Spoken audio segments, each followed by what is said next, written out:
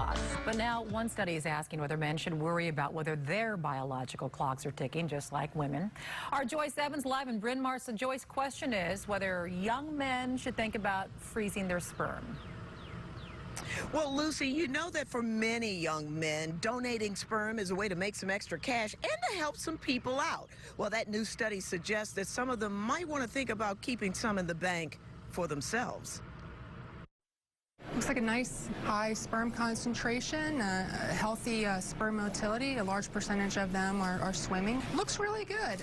Collecting, analyzing, and storing sperm to make future families possible at the Mainline Fertility Center lab in Bryn Mawr, PA. As far as we know, they can be stored indefinitely. There are some samples that have been stored for over 40 years and have resulted in healthy births.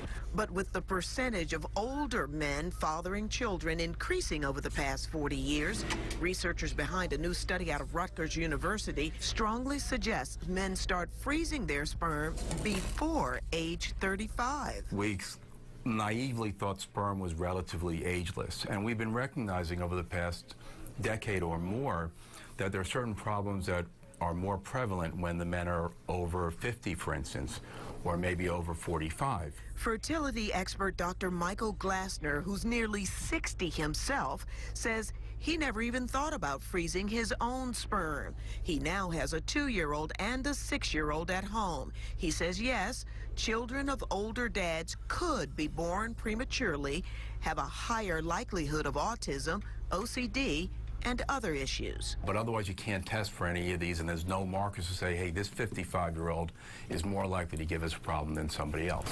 He says sperm banking makes more sense for men who are getting a vasectomy at a relatively early age or preparing for cancer treatment. I think if a gentleman came in and said, look, I'm planning on getting married in my late 40s, yeah, you freeze your sperm, but I don't think proactively people necessarily need to be running and spending the money at 35.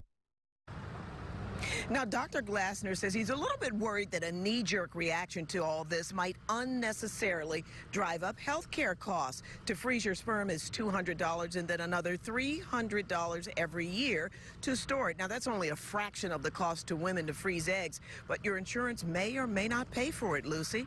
All right, Joyce Evans with all kinds of information in Bryn Mawr. Thank you much. Tom